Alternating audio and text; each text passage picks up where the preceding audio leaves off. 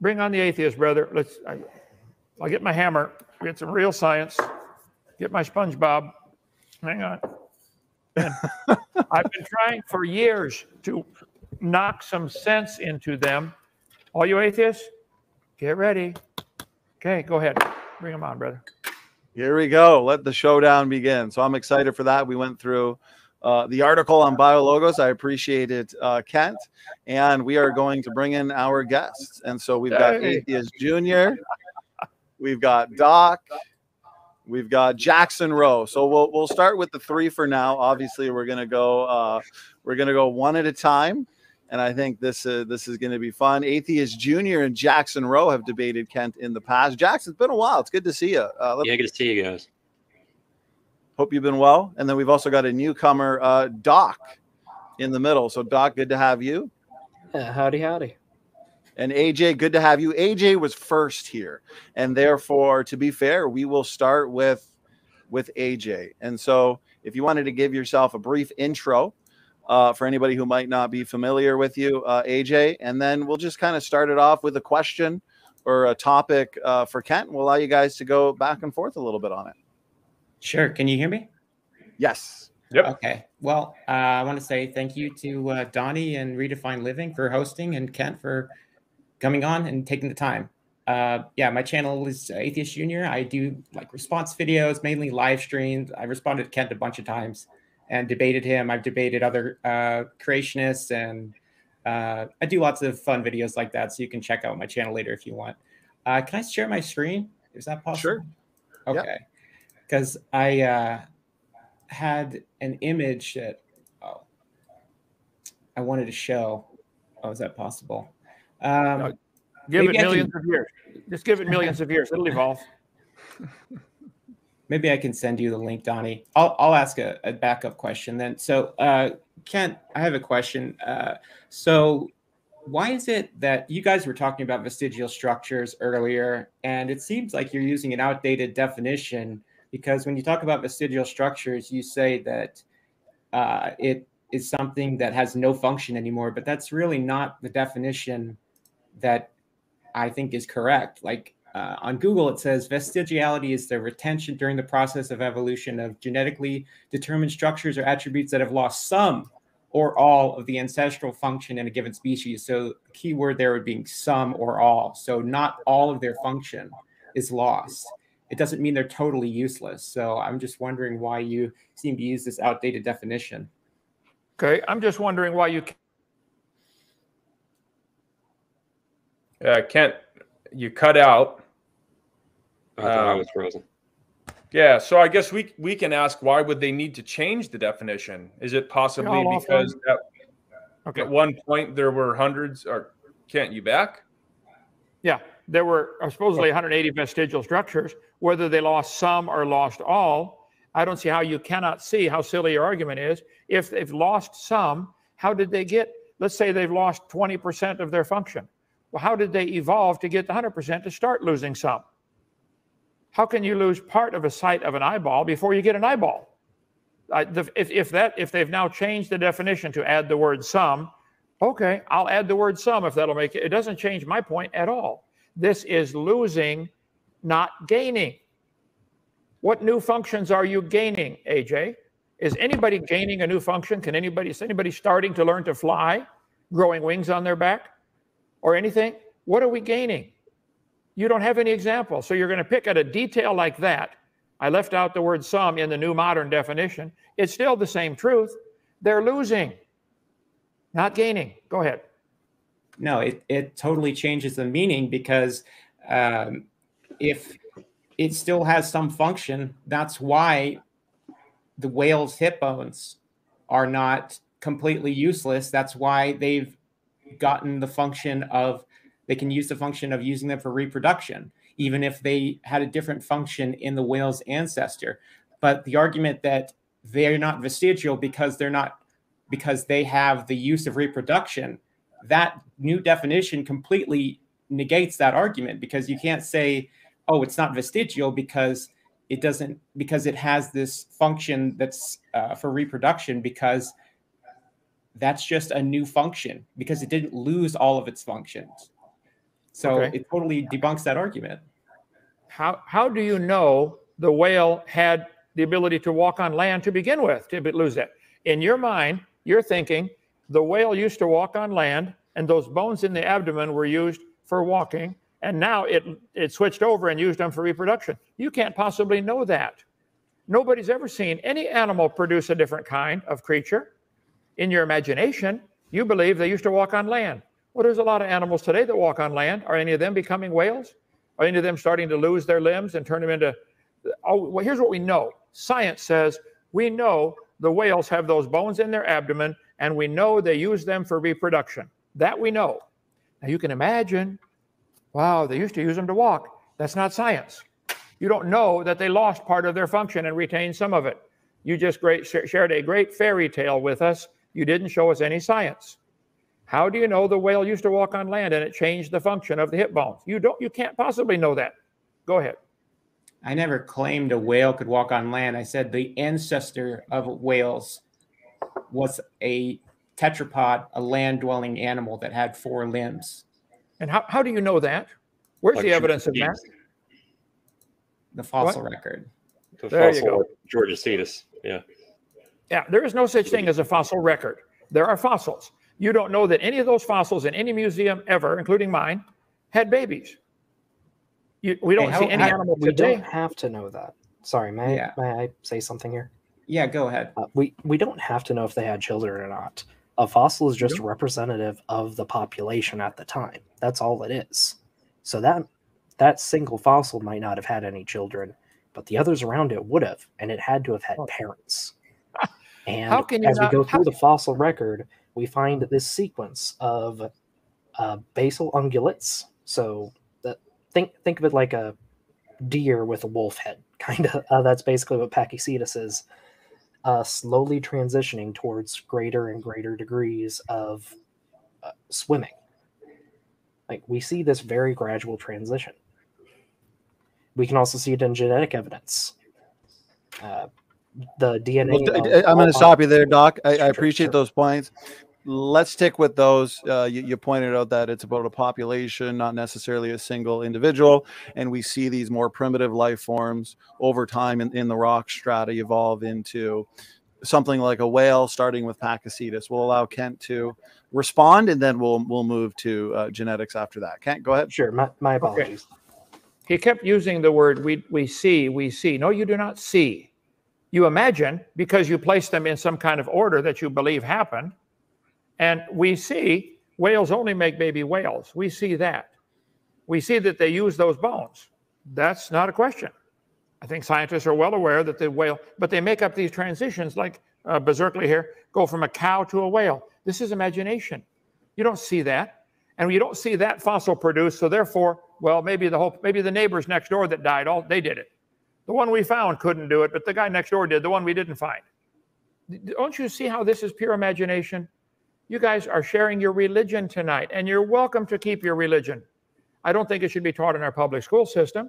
Go start a church and teach those who want to believe they came from an amoeba, but you don't see the population change or the individual change. There are populations of cows today. Is the population of cows changing to something else? Is it going to turn to a whale? I feel like I'm trying to explain colors to a blind man here. Don't you understand? There is no scientific evidence of an individual evolving or a population evolving. Putting them in some kind of sequence is imagination. That's not science. It's imagination. You're welcome to it. Arrange them however you want. I did that yesterday in my program. There are all kinds of animals that are white. There are white butterflies and white cows. That proves they're related. They're both white. Watch my series last night. I'm sure AJ will do a response to that one. By the way, AJ, I've only watched a couple of your responses, but they're not science, but they are funny to watch. And thank you for providing the humor. So, Ken, what it sounds like you're trying to say is that our conditions for establishing if something is related or not is arbitrary. Our conditions are not arbitrary. Most of them are based on the morphology of the skeleton or other parts of the animal. Like, well, you're back to the homology argument. The fact that there are similarities in the skeleton proves the same designer. Why would you say it proves your religion? Why does it prove yours? Why does it prove a common designer? Oh, I'm not asking for my religion to be taught at taxpayer expense. The burden of proof's on you. You have in the past, but that's not the topic of this discussion. Yeah, you have. That's You a just dog. said that you were trying to get kids to. Okay, you guys, we're gonna do one at a time, and Okay. then when you ask a question, you need to answer the question before you pose a question. So the question that Kent asked was, what was the question you asked again, Kent? How can you know this change is taking place? No animals today can make this change. Why would you put these in some kind of order and say the whale, these bones in the whale, are part of evidence for it used to walking on land? Here it says right here in the textbook, the whale's pelvis is evidence of its evolution from four-legged land-dwelling mammals. That should not be in a biology book. That should be in a fairy tale book. That's not. We don't see any four-legged animals slowly changing to a whale today. All the animals make babies of the same kind. So what you have done, you've made a fictitious chart, your stupid family tree, and claimed that that is evidence because, after all, you drew lines on paper connecting them. And that's all it is. Evolution is nothing but imagination and lines on paper. And I admit you have taken over the school system. I admit. I think it was sad that you did that. I will admit Hitler took over Germany and Stalin took over Russia. I will admit to a lot of things like that. It's a historical fact. You guys won in the school system. It's not a historical fact that evolution has been proven or is true. It's sad that that's taught. And I'll do my best to stop it, okay, by educating every kid so they don't believe it. Donnie, can I try and share my screen again? I figured out how to do it. I just wanted to show an image. Yeah. And, you know, maybe this will appease Kent a little bit more because this is these are actual micro photographs of embryos, dolphin embryos. And you can see on the early fetus that it has nostril grooves. It has two nostril grooves on the front of the sort of head of the embryo. And as the embryo develops and gets older, these two holes migrate to the top of the head and close down into one hole, and it becomes the blowhole of the dolphin. Now, the evolutionary explanation for this would be something called evo-devo, like evolutionary development, where this action mirrors the movement of the nostrils from a four-legged land-dwelling tetrapod to the blowhole on the top of a cetacean. And I would just like to know what is your alternative explanation for why this happens? So is your question that does embryonic development recapitulate like an evolutionary history? I'm just asking Kent, why does this happen in his wording? I think it's an amazing design. I think every step of that process is so amazing.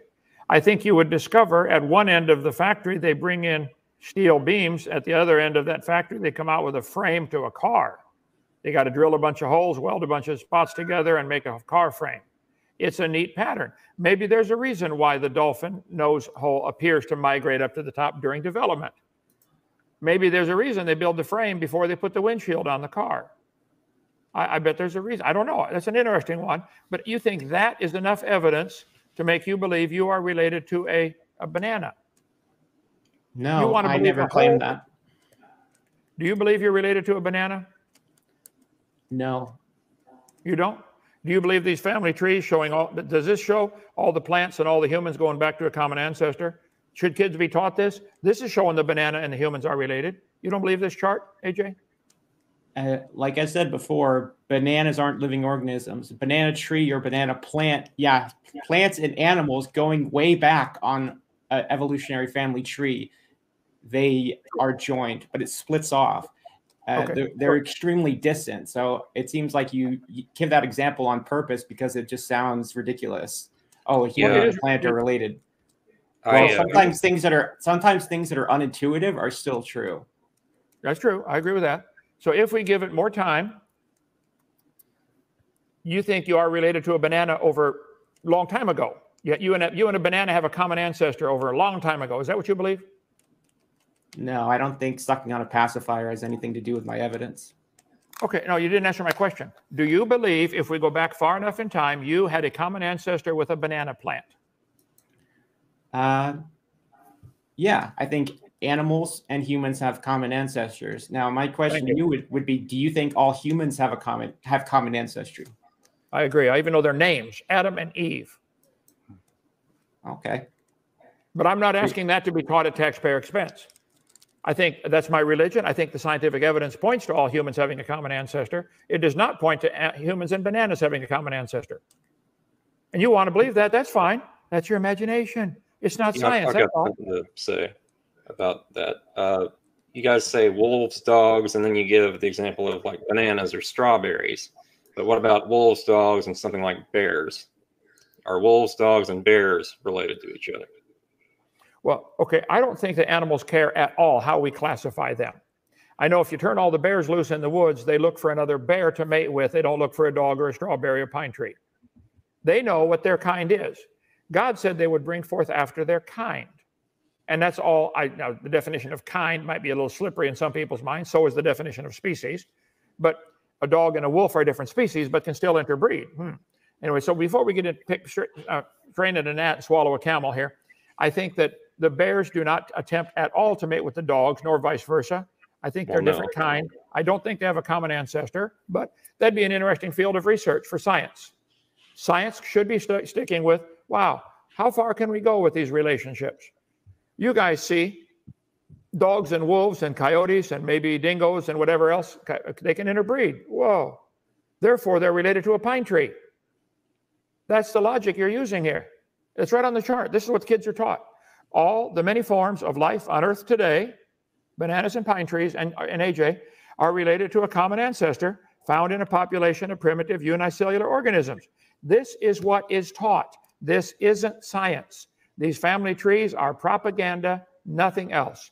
Here we have AJ and a banana plant related to a common ancestor. There it is right there, an amoeba. I wish you guys could understand, this is not science. This is pure religion. To draw lines on paper and say the protozoa slowly turned to a biology teacher over millions of years, I'll give you quadrillions of years. It's not going to happen. You can believe it did. You can hope it did. I think you're really running from the obvious. There's a creator. He made the world, and he's going to be the judge one day, and you don't want him to judge you. I think that my humble opinion, unbiased, is that that's what you really are running from. Go ahead. Jackson, did you want to respond to that? I just want to say, I will say that, yes, I do think I'm related to a banana, but not closely. I think that's the caveat there. Okay. And maybe by 700, 800 million years apart, something like that. Okay. I just wanted to throw that in there. And I had another point, but I forgot it. So I'll let Dr. Dino, spelled differently, go. Thank you. Thank you. All right. So I wanted to come in here with a simple question. For Kent or whoever wants to answer. Are birds dinosaurs? And if not, can you give me a concrete answer as to why? I didn't hear the first 10 words. Are the what now? Are birds dinosaurs? And can you give me a concrete reason are birds dinosaurs? And if not, can you give me a concrete reason as to why? Are birds dinosaurs? Absolutely not. This is, again, our modern classification system. This is a bunch of humans trying to impose our decision on what should go in what group. The birds do not care at all what we think about where they should go. When they look to find a mate, they find another bird. When the reptiles look to find a mate, they find another reptile of their same kind. The alligators don't even look for the monitor lizards to mate with. The eagles don't even look for the crows to mate with. There's enough variation. I think God made them to bring forth after their kind. I think the whole idea that dinosaurs are related to birds, watch my lips, is stupid, real stupid. Okay, tell them all I said so. You can believe that if you want. I think I got my stupid meter up here. Levels of stupidity, that's getting near the top. So maybe I should clarify. I'm not advocating for evolution in this question. Birds and dinosaurs could have been specially created. But I believe that there are certain anatomical characteristics of birds and dinosaurs that would put them in the same category, the same way as all monkeys are mammals, but not all mammals are monkeys. Does that make sense? It does very. I think we could classify all animals that breathe air and use oxygen. Wow, that would put a whole bunch of them together. I think we could classify. Well, let's lump together all the ones that use gravity. Well, that puts everybody in the same boat. Okay, so your classification system is meaningless to the birds. They don't care. And you said two key words. I don't think you understand yourself. You said, "I believe." That's fine. I don't care what you believe. That's not science. Have you chosen that name, Dr. Dino, to try to ride on my coattails with my fame? Is that why you chose that name, Dr. Dino? Because it got some similarities? Come on now. Well, regardless of why I chose my name, that's irrelevant to the discussion. Also, yes, I use the phrase "I believe." I'm using it in the colloquial sense, not the literal sense. I'm not believing it as a fragment of my personal religion. And also just animals that can breathe air and use gravity. I'm talking about their anatomy. There's a lot of anatomical characteristics that birds and many dinosaurs share. Therefore, I believe they would belong to the same parent category of dinosaur, or at the very least, archosaur. Can you give me a reasonable reason, why they should not be put in the same category? Well, who's deciding what the reasons are to put them in any category? Where are we going to draw this line? Should we classify them by color? Should we classify them by size? Should we classify them by life expectancy? Should we classify them by number of babies they've reproduced? Watch my series last night. I just covered this very thing. It's man putting his classification. Why don't we classify all the cars based on their color? If they're red, they're related. Or no, if they have 3 wheels, they're related, and 4 wheels, and 10 wheels, and semi-trucks. So this is all, the birds do not care how we classify them. They do not try to mate with any reptiles at all. They're probably scared of most of the reptiles. I think the alligators like to eat the ducks, not mate with the ducks. Okay? Regardless of if the birds care or not, it's humans that are making the categorization. Correct. So humans care. And, okay. And also, you didn't answer. Like, I'm going by the facets of their anatomy. Can you give me a physical reason why birds cannot be dinosaurs? Birds have feathers and they can fly and they lay eggs that are calcium covered. Reptiles lay a leathery covered egg. Reptiles can't fly. They have 4 limbs. Birds have 2 that they can walk on and 2 that they fly with. Reptiles have walking on all 4. There are trillions of anatomical differences between reptiles and birds. Now, if you want to find a few similarities, again, this is you. I think what happened about 15 years ago or 20 years ago when they started teaching that, birds evolved from dinosaurs. I think somebody was sitting around somewhere saying, let's see how dumb people are. Can we get them to believe that? No, you'll never get them to believe that. Yeah, you watch. I get them to believe that. And it worked. And you fell for it. I think you're all silly for believing birds and dinosaurs are related. Funny enough, Kent, all of those things that you stated were unique to birds are shared by many, many dinosaurs. Many dinosaurs had feathers. Many dinosaurs laid hard-shelled eggs. And many dinosaurs walked on 2 feet with 2 wings. And could fly or glide. True, yes. Let me get that quote right. Many dinosaurs have feathers and walk on 2 legs and have wings. Is that what you said? Yes. Would you like 30 species. Yeah, they call it theropods. Species. Okay. If we find a dinosaur, if somebody classified that creature as a dinosaur, maybe they got their classification mixed up.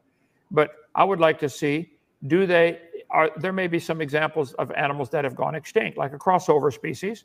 There may be a bird that could not fly with his wings. We got those today with the ostrich and the emu and others. I don't think they're vestigial. They use them for balance when they're running. So I don't think you could prove it's vestigial, but all we know is ostriches make baby ostriches every time. Emus make baby emus. Reptiles make baby reptiles. That wasn't a refutation. I agree. Emus make baby emus. Ostriches make baby ostriches. And I think what you were trying to get at first was that there are some dinosaurs that don't fit that category, or don't fit the categorization of bird. And I agree. I'm not saying all dinosaurs are birds. I'm saying all birds are dinosaurs. Like all cars are automobiles, but not all automobiles are cars. Correct. I know full well what you are saying. I think it's really silly that you chose to believe that. You chose into. You're choosing to classify birds and dinosaurs together because somebody 20 years ago started to see, I wonder how dumb people are. Can we get them to believe this? So no, it's based on their anatomy, sorry, not just you're just saying it's silly. You're not offering a refutation. Okay. So you're not giving a reason why I should believe anything different. Why should I even believe it's silly? Well, why shouldn't we classify birds in with jet planes? They can fly. Because jet planes aren't living organisms. Oh, it makes it even more complicated when they're living organisms that can reproduce. It's more complicated. So it doesn't matter if it's complicated or not. Has anybody today in the history of humanity, recorded history, science is what we can observe, knowledge we gain by observation, testing, demonstration. Look it up. From the Latin word seer. We know from observation, birds make baby birds. We know that. We know from observing it happen. Reptiles make baby reptiles of their same kind. Crocodiles lay crocodile eggs, and they cry crocodile tears, and they make crocodile babies. So that is science. It is not science to put birds in with crocodiles and lizards. It is imagination. You don't know that. Okay. And sorry, Jackson, can I say one last thing before you go? Go ahead. Yeah. Okay. Let's say I agree with you that science is what we can observe, study, test, and demonstrate. I believe that's the full thing you say. Right. Okay, let's agree with that. In that case, you are the one who is denying reality, and you are the one who is being unscientific. I am sticking to the facts of reality, and you are just denying them without providing me an alternative. Okay, your turn, Jackson. All right. Well, wait. Before you slap and run, what am I denying? I agree birds produce baby birds and cows make baby cows. You're the one who's claiming birds and reptiles are related, and you're the one that's claiming you have a common ancestor with a banana millions of years ago. That's not observable science. Science is what we know, knowledge gained using observations, experimentation, and describe and explain the world around us. There's all kinds of definitions of science. Let's say science. What do we know? Right. Knowledge gained by observation, experimentation, testable, predictions. I predict if you crossbreed any bird with another bird of its kind, you're going to get babies of the same kind. I predict crows make baby crows, and I predict reptiles make baby reptiles. Right. Evolution is a religion. It's not a science. Go ahead. Okay. Sorry, the first two things you said were just wrong. I'm not arguing for evolution. I'm saying categorically the anatomy of birds puts them in the category of theropod dinosaurs. So once again, that if you want. You're just denying their anatomy that exists, and we can verify by looking at them. Now, it is Jackson's turn. You're back to the homology. You're back to the homology argument. I agree. Reptiles have two four-limb bones, radius and ulna, and attached to a humerus. And they have carpals, metacarpals, phalanges. I agree. Birds do too. That doesn't prove a common ancestor. It proves a common designer. Or neither one should be taught in schools. Let's just stick with real biology. Kids, the reptiles have two bones in their wrist, radius and ulna. Yeah, let's study how they work. I'm going to study how they grow when they reach the growth plate. And they have indeterminate growth. They keep growing. Birds don't do that. Birds stop growing at a certain size. Reptiles keep growing. What happened here? Something's different with the bones. We could talk about that if you'd like. But you are choosing the homology argument under a different flag here. It's the same thing. That doesn't prove common ancestry. You're arguing with an argument I'm not making. Oh. You're just arguing. I don't know what you're arguing against. Okay, no, I'll make it real simple. You're thinking of a different debate. You argued that birds and dinosaurs are related because of their anatomy, didn't you? No, I didn't. Okay, I explicitly said I was not. Why do you think birds and dinosaurs are related? I never said they were related. I said they belong in the same parent category. Do you believe that birds and dinosaurs are related, though, Doc? As a separate issue, I do think birds are descended from dinosaurs, but that's not what I'm trying to argue. Well, let me ask a question, because tonight's open mic is about evidence for evolution. So what arguments or lines of evidence would you look to say that dinosaurs and birds are related through common ancestry? Can I give you that answer after Jackson gets to go? Because I'm feeling bad, man. I'm sorry. That's all right. Okay, let's hand it to Jackson. I just have a few kind of nitpicky and one little kind of funny thing to say. I believe Kent said that reptiles only lay leathery eggs while birds lay hard-shelled eggs. That's not true. Like I used to have day geckos, they lay hard-shelled eggs. Most lizards do seem to lay hard-shelled eggs. Turtles lay hard-shelled eggs. A lot of turtles, not all. But and in a past debate, we were talking about animals being related to each other. We were debating if emus and ostriches were related, and I don't remember the context why I wrote that down, but we kind of disagreed that they were not. They're both ratites in that family, so they would have to be related. One more thing. He said dogs and bears don't try to mate with each other. Well, have you ever had a dog try to mate with you? Because I have. It's tried to hump my leg. You know what I'm saying? So if they did, if they did that, I would teach them to fly.